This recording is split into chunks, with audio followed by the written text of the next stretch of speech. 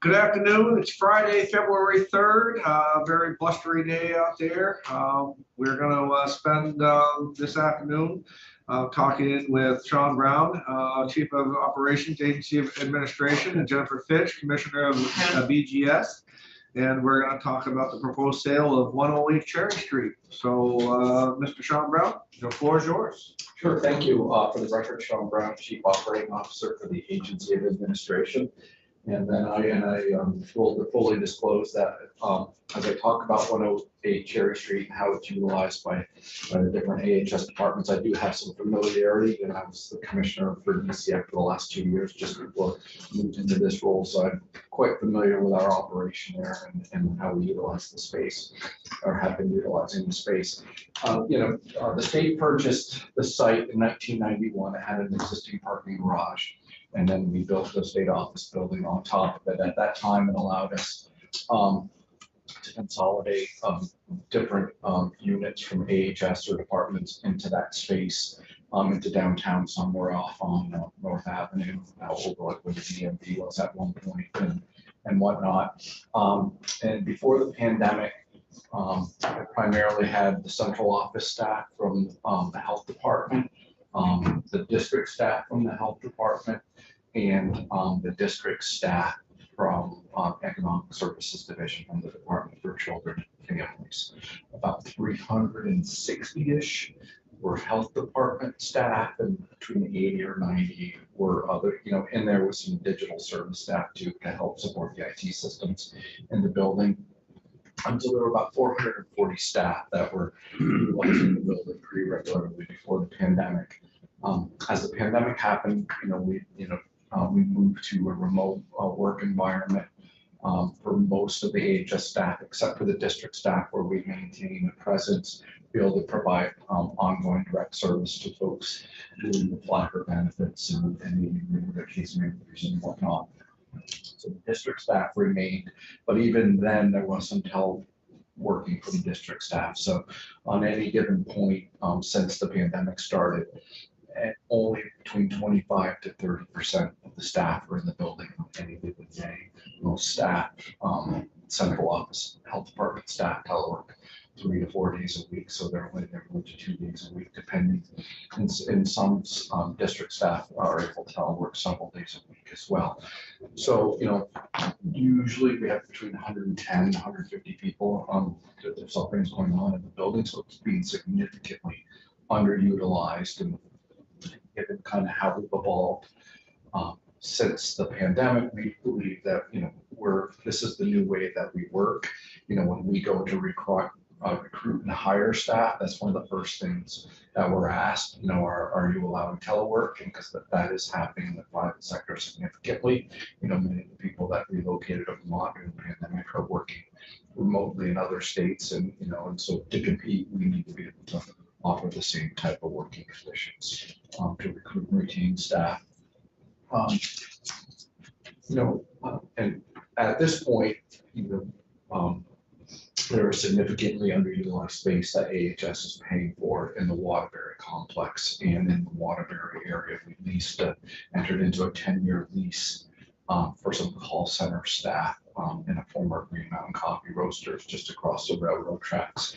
And so, between there and the complex, we have space that we're paying for that will be able to absorb all of the staff that would be being moved from the Cherry Street location into Waterbury. And it would allow the consolidation of all of the AHS central offices in Waterbury. The health department is the remaining department that is not located there. At one point, the Department for Vermont Health Access was also located in Chittenden County, but after Irene and the building was refurbished and we moved back from IBM, DEVA, the Department for Vermont Health Access moved back to Waterbury. So we have some experience with relocating central offices recently as we moved DEVA back with the rest of AHS when we returned to the refurbished complex in 2016 or 17 is my memory when that happened. I was impacted by that at that time, so I have a little bit of familiarity with it. And so we would look at the same processes that we used during those moves. Like, so when we moved from Waterbury to Chittenden County, there was a process we went through to try to accommodate staff who had personal needs or family needs that were really would work for them to make the move. And we try to informally work to ensure that if there was a vacant spot that worked for them and they want to move into and was still in that area, they had first priority and we worked on that. At the end of the day, if there are still some staff that we were not able to informally do that for, the collective bargaining agreement with BSEA sets forth a process when someone's office locates more than 15 miles from their current workstation, that there's a process that we go through that we would use here similarly, which we did in those other events. So they call a geographic or a hardship riff. And, so we have a lot of different tools that we would utilize before moving to that last step of working through the bargaining agreement and having someone go through that process. It was successful in those other moves when we moved DEPA back, and also we had to go through that same process when we moved from Waterbury after the flood to IBM, and then when we moved everyone back. We had to go through the same process because during that 5 year, almost 5.5 year period, we were up at IBM. We had a lot of staff turnover, and so a lot of the hires came from the Chittenden County area. And so if this was going to be a change for them, having to move to Waterbury. So we have some recent experience of going through this process and working with staff and trying to accommodate them because they are our greatest asset, and we don't want to lose them, and we want to ensure that we retain all of the staff.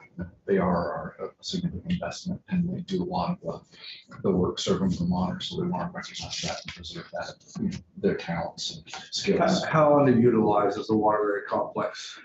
We have enough space to absorb the 360-ish staff that would relocate. If you even had that many come back, as far as, because they're still going to telework. Right, and so many of them would only be coming back 1 to 2 days a week to Waterbury, and and then each staff person has an individual written telework agreement, and so those would be reviewed for all of the staff. And if we needed to change them a little bit to further accommodate staff after this move, that's a conversation that would happen individually. Plus, it's nice, great new quarters. I mean, Waterbury is nice facility. Oh, very nice facility. That's top notch. It's not like the old Waterbury. Oh God, I was in the Waterbury and I was in the new one night and day. Yeah. It's just really proud to be working in a place like that. Oh, it's parking, everything. Yeah, everything. Yeah. And you got a good downtown Waterbury too. Oh my goodness, yeah, that downtown is just amazing. Again, we talked about yesterday about going around and seeing some of the projects and where you went. If you need to go to Waterbury, you need to go down through downtown Waterbury. And a lot of what we talked about again, as far as everybody stepping up once they have it, it's just totally new. You would think, not to compare, not to take away anything from what Vermont could do, but you would think you were almost in a different state when you're all said and done. It's just unbelievable.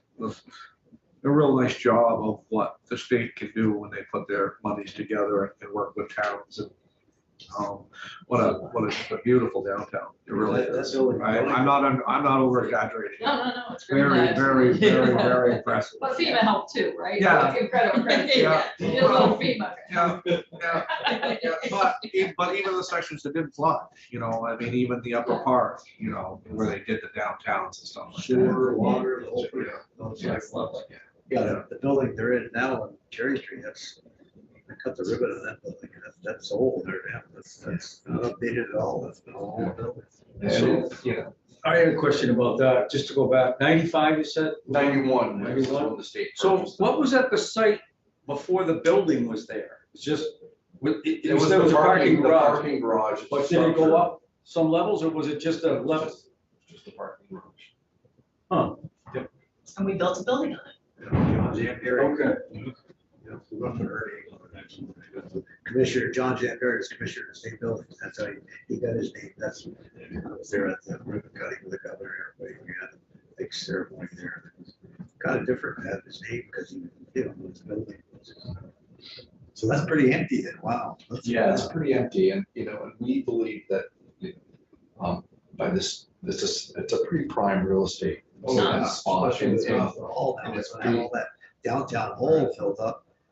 That's gonna be good property. You know, and so it's being underutilized, and so we believe this would benefit Burlington by, probably go back to a private, private developers have already expressed interest in the site since this, word's gotten out, we're having this conversation, and so, put it back on the tax rolls, it'd probably be redeveloped for for some purpose, and so it would help Burlington too, because, as much as, we had that many staff there before the pandemic, the reality is it's our, we're working in a different way and we don't see that changing. You have to heat, sorry, well, you have to heat the building and everything.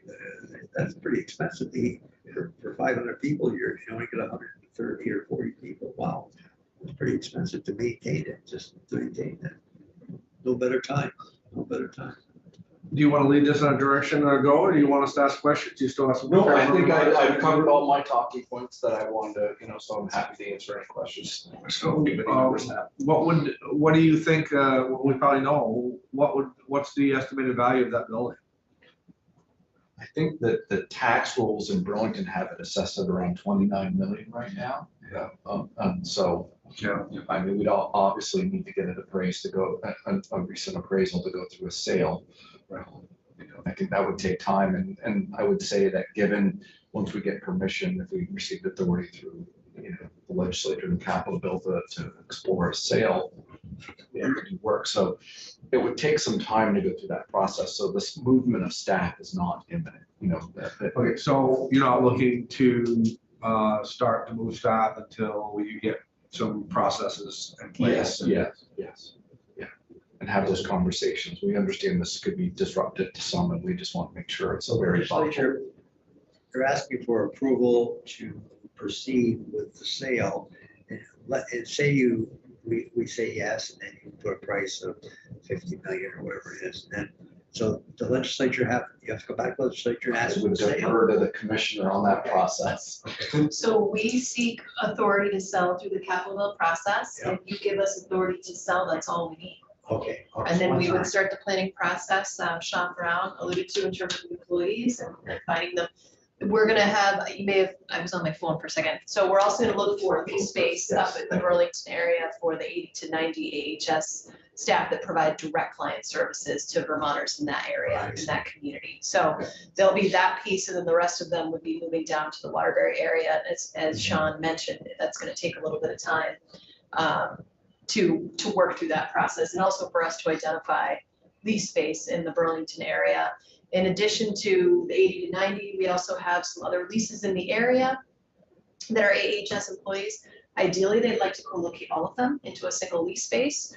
Upon a very quick look, which was very short, we know we can find lease space for 80 to 90 pretty easily. With more time, and again, this comes down to getting approval, Right. we believe we could find larger lease space to allow us to collapse those other leases in the area as well. So we would be working in the Burlington footprint, and we would be working with AHS on absorbing the rest of the employees into the Waterbury Shops complex, and that unit we have across the street that we're leasing from what used to be Green Mountain Coffee Roasters. Do you see any opposition presently from the union opposing this bill now, or this request? Are they going to try to work with us, or? So there was an article, all I can do is speak to the article. There was an article in BT Digger. It came out a week or two ago. The union was in there. I think my understanding reading their comments is that they had concerns over the amount of communication that occurred. But it just happened, we didn't. But it's just happened. Right. My understanding is that Chair Emmons at HCI has invited them to come in at some point and testify. They did know, we were there this week, that we were testifying, and VSEA did not come. However, Chair Emmons is gonna reach back out and see if they'd like to come in and testify. But in terms of the union and reading an article, other than hey, we didn't know, I didn't see anything else in the article. Because like you said, that you'll be working closely with everybody. Yeah, this is very early. You're not pulling the plug and saying, good, we'll start That's working right. next week. That's right. It's gonna work through the course. And how are you gonna notify us? Is it gonna be an official process, or are you gonna put it on a proposal to us to sell? Or is the proposal to sell right now? It's The in the proposal to language in the sell- Okay, so that's what it, okay. So it's just- so I that's- guess page 74. So as we work through the capital bill on both sides and all that, when it comes through, then that's the authorization. Yes, yeah, there's two proposed language, one to sell 110 State Street across the way, and then the 108 Church Street on page 74 of your capital bill booklet. Thank you for, I was remiss, I didn't touch on that. We do have some other AHS divisions in that area, in particular, the Family Services Division for the Department of Children and Families is out by itself on Industrial Avenue, which is not easy for, folks using their services to get to. Yeah. And then also it really inhibits collaboration between the economic services. They share many of the same families and cases. And the goal would be to try to co-locate them together to increase, enhance services for families that they're serving to come together. And then also, it's unfortunate, but there are times where we have security concerns. And it is difficult when it involves a family that we're working together, those two divisions, and that we have to have responses in two separate locations instead of one, where it would make it easier to manage those type of situations if they were all in one space. Well, if you can consolidate, I mean, there's no question, if you consolidate down to one building and, you have 3 or 4 other locations, it costs a lot of money to get the same thing at the end of the day, so. Right across the street is Cathedral, we're going to tear that down, they're showing. Lots of changes there. Development right there, that whole section that we redeveloped with that cathedral gone. So just a couple of questions. So as far as the folks who are customers of that, do you reach out to them directly, or does an agency like, is it CBOEO let you know the impact on them, or City of Yeah. Burlington? Yeah, so we So would- like stay close to transit. Yeah, that's why we want to remain in the downtown, because that's the transportation hub for the Chittenden County Transportation System. Also would allow us to be closer to the Champlain Valley Office of Economic Opportunity, who's a pretty significant partner of the Economic Services Division. Okay, Yeah. I was wondering if they were. And so, when we do work closely with them, and then with the city, we're working with them and supporting them on the new pod project. And so there's a lot of interaction that happens there. So there is really a benefit for us remaining in the downtown. And obviously we would message early and often, as to our folks that receive our services as walk-ins, of the change, so that people could plan for that and know where to go once we do make the move.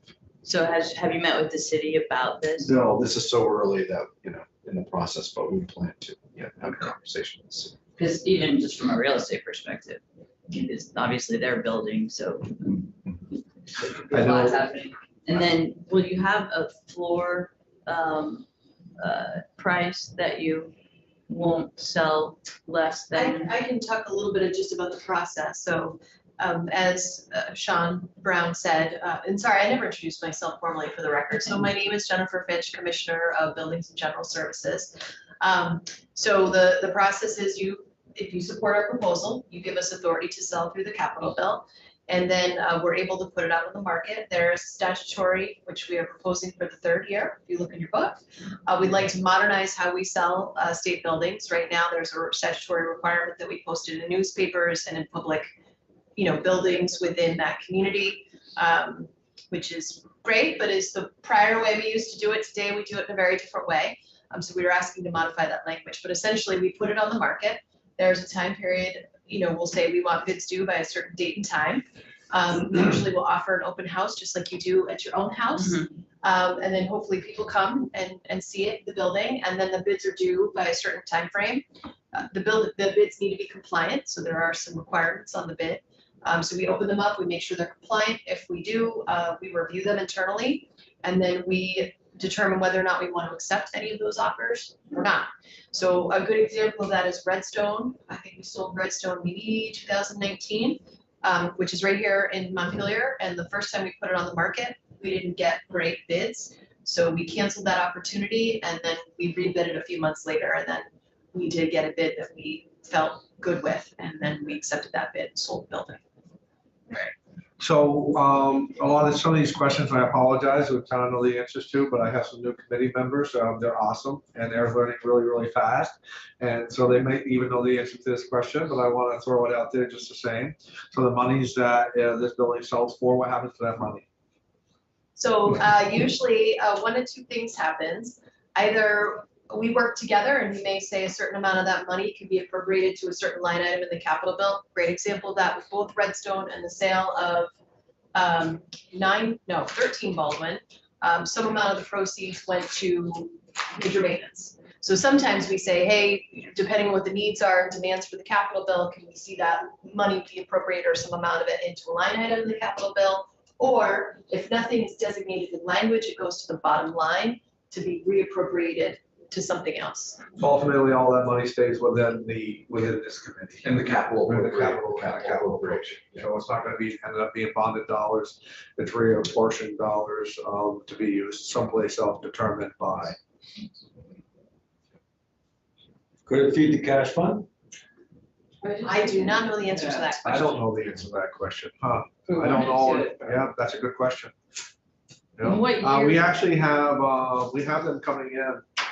Just to let you know, we have them on Tuesday. And so we can, if somebody remembers to ask that question, we can ask them about some of the proceeds as far as how that can, what we can do with that. Okay. Was it a Jennifer slush fund? That's Yeah, right. It was Jennifer's retirement fund. Buy your daughter a new smartphone when she graduates. That's right. When she Yes. graduates from 8th grade, she'll get a smartphone. Get her car. Yeah. One of your cars, Senator? Well. Let's not get ahead of ourselves. We're gonna have to solve you buildings for that, Senator. What else, committee? What else do you have any questions for? I like the idea. It's a I great like that idea. idea too. Yeah, it's a great idea, and it's no better time because we're faced with a tremendous loss. Like I said, this thing is, unless someone wants to really do a serious job with it, long range, we can't continue to keep pouring money into this thing. It's just not gonna work because we're using less space and we're putting more money in. The other thing If the place is, was filled with 500 people, well, maybe just right. But when you're talking about $30-40 million to fix a basement, and 5 years from now, you got another structure, it's just, oh my God, I've lived with this thing since it was built, so we've had problems with it. well, the other thing is too, is if you can get this thing sold, we're in the high impact area where it's at. And I don't know, nobody can really predict about how long telemarketing is going to go. Maybe it's here for the rest of our lives. Maybe it's not. Maybe we'll figure it out later on. That's not the way we want to go. But, somewhere down the way, there's less expensive pieces of land and buildings elsewhere that can serve our purposes. And no, it doesn't have to be downtown in such a high impact area. It could be, it could be somewhere in a different area and for significantly less amount of money. Look at Waterbury, with that Waterbury, beautiful space. And I know NHS is excited to have all of its central office Yeah. departments co-located to really. If you look back Waterbury 20 years ago, or, if you look today, it's beautiful the way the offices are all, parking is available, there's no congestion, you can walk to downtown, yet you're not in the heart of it. I'm so proud of Waterbury. So, the complex, Yes, it's beautiful, but the complex is just, from the old days when it was a mental hospital, is what a difference. I think I heard a commissioner from BGS say that the collaboration of getting people under one roof is pretty awesome. It is, as I mentioned, we moved all of our central offices onto the 5th floor of 133, which is our new home. We're actually having our unification party. It was Valentine's Day last year. So we're having our unification day this year on Valentine's Day, but all the groups love being on the same floor together because they're crossing by each other. Hey, where's that contract? I really need help on this project. Hey, do you know that we have a boiler that needs to be replaced? And all of that conversation is happening right on the floor, and it's all happening in real time. And I've never seen our team jive as much as they do right now. So I'm excited about the opportunity to support AHS in replicating that same goal of collaboration and communication and those water cooler talks and all that innovation that comes from those, casual conversations in the hallway. So I'm excited. So you And I can tell you- put a party on Valentine's Day? You want to come on over? Yes. Come on over. I thought you were catered a party. Well, yeah, we're gonna do something. And I can relate to that a little bit too. Brian and Dick have been around here a lot longer than we have, but just as far as a new legislator, a new senator, it's almost like when we were on Zoom, because we were almost like we were scattered out in so many directions. You get so much more done once we come back to this building. It's amazing about what you accomplish when you all get under one roof. Very, very impressive about what just happens. As the commissioner said, these water cooler talks are pretty awesome. You get more done in 30 seconds on a talk out in the hallway sometimes as you're ever going to get done on Zoom or a text message or whatever. So, yeah, so I think. And it's a beautiful property right in the heart downtown. As you mentioned, there's the development that's going on across the street. The church is now going to be sold. That's in another corner. And so there's so much opportunity for this property and folks are really eager. We have been getting lots of people who are reaching out to our planning and property management director. So people are eager. They really are hoping as much as we are that it will be supported. And I think there's so much that can be added to the city of Burlington by redeveloping this property. We really haven't officially advertised it yet, right? No, it's in a lot of papers. Yeah, just the Just the the buzz. interest that this generated. Got a lot of phone like, calls you last know, week. for the Yeah. proposal. We don't need to spend a And lot the on stories advertising, that- right? The Yeah. minimal That's true, ads. because it's already out there. So you can talk to the city pretty soon, just so they Yeah, don't feel left out of this. Yeah. Well, The last to know. yeah, well, and obviously they know, Yeah. but just especially in terms of the relocation of the local folks, that's just really important. Yeah. And you might actually be able to find better facilities, because it can be pretty intimidating for someone who's looking for help to have to go into a big structure. And if you Well- found smaller, more welcoming, And actually, the space itself wasn't really conducive to the district's office structure and serving customers in person. It was really a lot, it was just, the space wasn't helpful, and a lot of work went in trying to it just wasn't.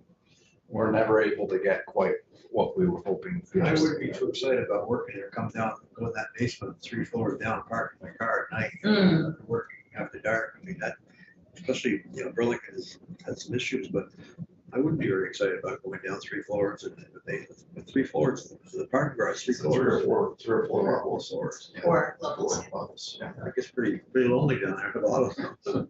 so you'll get going on the places where you're going to put the Yeah, they're direct looking- they're- service people, Yeah, right? they're looking now. They're already looking for that, different options. Looking for this. different opportunities, but obviously, the support from the legislature is needed to get us across the finish line. Yeah. How's the house doing? You've had hearings there, or you've been in there, proposed to the house committee? We have, I think you were in the room. Yeah, I think it's positive. At this point, it seems positive and supportive. So. Subcommittee, we won't keep these folks any longer. If you don't have any more questions for them, we'll let them Thank go. you. Back out the goal, Exciting. not you It though. is very cool. Are you tunneling it? If there's any. No, there's no tunnel from here. Just for the committee's awareness, I'll be away for the next couple of weeks, and so the Commissioner or Secretary Klaus will be available, so. Thank you very much. Happy to come and answer any of your questions. I will say that I finished my cleanse today. We're gonna go out with a few BGS folks somewhere. You want chocolate chip cookie? We have one. I've gotta wait until I Okay. officially am leaving. I'm very excited. What are you doing? I'm gonna go and have drinks somewhere after work hours, obviously, but I'm very excited Are you to. going out on the lake on the ice? That's right. We'll stop in a store, I'll give you a coffee. And outdoor I need picnic. to stop by the store, I really do. You're just really far away from me.